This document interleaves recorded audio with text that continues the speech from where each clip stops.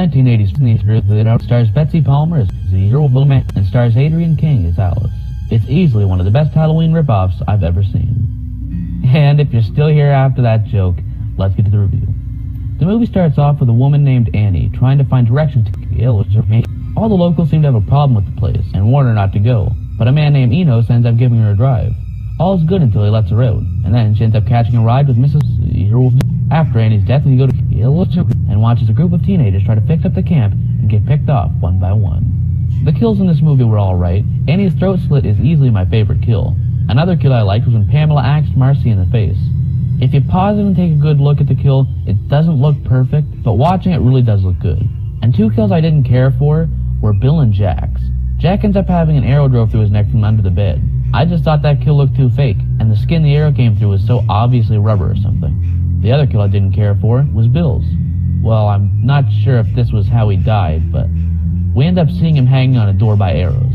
The effects look good. Like I've said before, once you see blood in one movie, you've seen blood in every movie, but things like the throat slit looked really great. One thing I hated, but I don't think they could have fixed, was the film grain. I've seen older movies and don't remember the grain being that bad, but in this movie it made some scenes look really messy. And in one scene where Jack and Marcy head into the cabin for some alone time, it looked like it was raining indoors. I thought the music was amazing. This is the first movie where I've ever said to myself, wow, this sounds really good. The nudity in this movie was done well. It's nothing over the top like you see in some of the other movies, and fits the scenes that they put in. Oh, and I guess this fits with talking about nudity. Strip Monopoly just sounds like no fun. Maybe it's just me, but Strip Monopoly just sounds really boring. Personally, I prefer a good game of Strip Operation. The comedy was done well. This isn't a horror comedy, but there were a few times where they tried to crack a joke or two, and when it's done very good. I thought they did a good job hiding the killer, and something interesting is the flannel shirt you see on Pamela a few times looks like the one that Steve's wearing. Betsy Palmer did an amazing job playing Pamela Voorhees, and it actually gave me chills when she started revealing that she was the killer. The final fight scene was done pretty good. Of course, there are a few times when you're yelling at the movie, don't just knock her down, kill her. But in the end, Alice eventually ends up grabbing Pamela's machete and slicing her head off. In the end, 1980s teenager was an amazing slasher movie that I would recommend to any fans of the genre. I would rate this movie a 5 out of 5. I didn't expect to like it as much as I did the second time watching. I went into this review going great. I got it set through the Jason-less Jason movie, but I had a real fun time. Thanks for watching. I'd love to hear your thoughts on the movie or my review down in the comments below. See you next time. Stars one of the best final girls in my opinion, Amy Steele as Ginny, and one of the best Jasons in my opinion. I don't know who to credit for this, because two people played Jason, and apparently Warrington Gillette only did one scene. Part 2 starts out with Alice having a really long and unnecessary dream recap of the first movie. After a while at home, Alice ends up getting murdered by Jason, Pamela's son. Right after that, we see head counselor Paul talking to a group of training counselors. Shortly after he gets finished talking, Ginny arrives. And not long after that, Jason begins stalking the counselors and murdering them. The kills in this movie were alright. There were some pretty boring ones, like killing a cop with a hammer and Ralph's death, which in my opinion didn't look that good. For a character like Crazy Ralph, I was hoping for a really good death. Maybe a creative one. But Jason just puts a piece of wire around his neck and pulls him against a tree. There were some great kills though, like Mark, who got stabbed in the face and ended up rolling down a set of stairs, and the sex scene where Jason shish kebabs Sandra and Jeff. Or Vicky's scene, which wasn't anything too special, but when Jason jumped out from under the covers and started attacking her, that looked really good. Like the first movie, this movie had a bit of comedy thrown here and there, and when it was done well. For a Friday the 13th movie, this one actually had a rather revealing nude scene. In the scene where Terry goes skinny dipping, this is one of the rare times you see nudity below the waist in a Friday film. The characters were pretty good, and I actually ended up liking stuff between Vicky and Mark. Unlike most Friday films where the teenagers just say, hey, let's go screw, there was a bit of flirting and comedy going on between them. There were a couple of things that didn't make sense, like why did Jason look back as soon as Ginny peed herself, which, by the way, looked really fake. It was almost as if he heard something, but the scene was quiet, and she just peed. And in the scene where the cop is chasing Jason through the woods, we see him pass by the same location twice, that being the water with the big rock in the middle. I really like the character of Ginny. For a final girl, she's pretty smart. At the end of the movie, she was able to trick Jason using her child psychology skills into putting down his weapon and getting down on the ground. Ginny actually could have killed Jason, had she have just moved Pamela's head out of the way. In the end, during a dream sequence, we see the return of Muffin, the dog that Jason possibly killed. And after a short moment of relief, Jason bursts through the window, grabbing Ginny and taking her away. But since that actually didn't happen, like the leg jump scare in the first movie, the last we see of Ginny and Paul are when they leave Jason's house. In the end, Ginny's taken by ambulance, and she and the audience are left wondering where Paul is.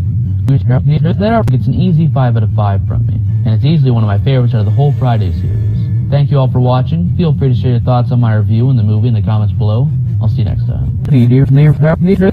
Stars Dana Kimmel as Chris and Richard Broker as Jason. Like the previous film, Part 3 opens with a recap of the events of the last. After that finishes up, we see Jason killing a couple, Edna and Harold, in glorious 3D. After that, we meet our main characters who are off to Higgins Haven for a fun time. The characters are great. As much as I hated some of them, they were still really good. Take Shelley. I'm not sure if he has a disability or something, but Shelley has a rather dark sense of humor, which I'm fine with for the most part, but this dude does things like pretending he was killed. And the bikers were another group of characters that stood out, mainly because of how much I hated the characters. Not because they were bad, but because they were just unlikable, and I found myself enjoying it when they started getting killed. Also, Fox is just a freaking moron. In one scene where the bikers sneak into the barn to burn it down, Fox is inside making noises and swinging around like a kid in a playground. I didn't care for the stoner characters either, and when they died, it didn't bother me because I found them to be stupid and a waste of time. The comedy in this movie was okay. Once in a while when a funny comment's made, you might get a laugh, and if you're into Shelley stuff, you might find yourself laughing quite a bit. Some of the kills in this movie were great, and a step up from the previous films. The music was alright, but it wasn't as good as Part 1. I didn't mention music in my Part 2 review, and that's because it didn't really stand out. But one thing's for sure, this movie had a killer main theme. The 3D was okay, some things looked awesome, and other stuff looked horrible. And I don't know about you, but after a while, my eyes just didn't want to look at this stuff anymore. The nudity was along the lines of Part 1. You see a little bit in a shower scene, but other than that, the movie's pretty clean. The fight scene between Jason and Chris was alright. It felt longer than it had to be, but it was really fun watching Chris hang Jason and then sink the axe into his face. In the end, that was an alright sequel to Part 2. I would rate this movie a 4 out of 5. It was a good Friday movie, but the 3D feature, I would rate a 3 out of 5. Personally, for me, it just wasn't my thing. Thank you for watching. Feel free to share your thoughts on my review or the movie in the comments below. I'll see you next time. Stars Corey Feldman as Tommy and Ted White as Jason. After the recap, this movie opens up right where Part 3 ended. Everybody thinks Jason's dead, but in no time Jason gets up and starts killing again. The characters in this movie were alright. I really enjoyed Corey Feldman's performance, which is rare for me because I usually hate child actors. Child actors just aren't as good as older, more experienced actors. But I thought Corey Feldman did a great job. I also really like Trish, Tommy's older sister. We also have characters like the twins, who are honestly just pretty faces to kill, and characters like Ted, who you just want to watch get killed. The acting in this movie was alright, and the comedy was, you know, okay. I think that's funny. I mean, you might get one or two laughs, but honestly, the jokes fell flat. And that moron, Ted, really overused the same insult on Jimmy throughout the entire movie. The music in this movie was really good, and their use of Lion's Love is a Lie was great. Now, the whole reason you watch a Friday film. The kills in this movie were alright. If you've seen my other reviews, you know I'm not a fan of the arrow through the neck kill or the knife through the chest kill, which means, as a result, I'm not a big fan of Samantha's death where Jason stabs her from under the boat. It's not that these kills aren't good, it's that they don't look good. They look too fake. But there were some good and rather creative kills, like stabbing Jimmy with a corkscrew and then knifing him in the face. I was also a fan of the kill where Jason threw one of the twins out of a window and onto a car. The nudity in this movie was alright. There's one scene where the group goes skinny dipping and then later Samantha goes skinny dipping again. Like in Part 2, there was a noticeable scene mess up. During the Jarvis's fight with Jason, Trish and Tommy push a shelf against the door. While pushing, we see toys slide down to Tommy's side, and one of the big toys from Trish's side falls off. But when the camera looks back at Trish, we see the fallen toy back. This won't ruin the movie for you, but it is noticeable, and definitely will make you wonder how the editors messed that up. In the end, Trish beats Jason in the face, sending his mask flying, giving us one of the most memorable face reveals in the series. And right after that, we watch Tommy sink the machete right into Jason's face. In the end, I would give the final chapter a 5 out of 5. The final fight was long and crazy and the perfect way to kill the horror icon. Thank you for watching. Feel free to share your thoughts on my review of the movie in the comments below. I'll see you next time. Stars John Shepard as Tommy and Dick Whelan as the copycat killer Jason. Where do I begin? A new beginning starts off with Tommy, played by Corey Feldman, witnessing two morons dig up Jason. After they dig him up, Jason kills the two idiots and goes for Tommy, swinging down his machete and waking him up from his dream, which I really preferred over the basic recaps. After this, we're introduced to the people at Pinehurst, see a crazy guy kill a dumb guy, and then the killing begins. And again, I gotta say, I much prefer dreams, or really anything new, than past movie recaps. Yeah, recaps are useful to some people, but for most of us, we just want to get to the new stuff. The characters in this movie were alright. Of course, it's nice seeing Tommy back, but I didn't care for John Shepard.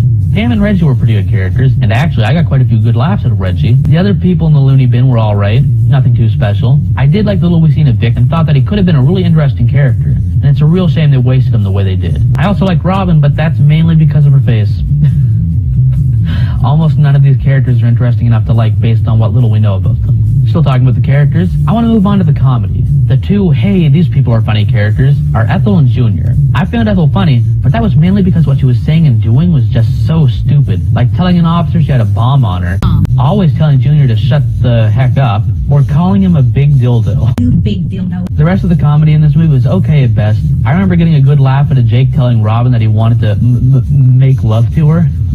The kills in this movie are terrible, honestly. Simple as that. There are some creative kills like shoving a flare down a guy's throat and crushing a guy's skull with a belt, but most of the kills in this movie either have little to no blood or don't show you the kill, but instead the end result. The best way I can describe the kills in this movie, and as a result the effects, are either cheap or lazy. When you watch a slasher flick, especially a movie in the Friday series, you're expecting some good kills and plenty of blood, but that's not what you get here. There was plenty of nudity in this movie, like the waitress Lana flashing herself in the mirror, or Robin walking around in a room with nothing but underwear on, and Tina in probably one of the most memorable nude scenes in the series. I give this movie a 3 out of 5. Looking past this being a Jason-less Jason movie, it's definitely not the worst in the series, but it is far away from being the best. Thank you for watching. Feel free to share your thoughts on my review of the movie in the comments below, and I'll see you next time.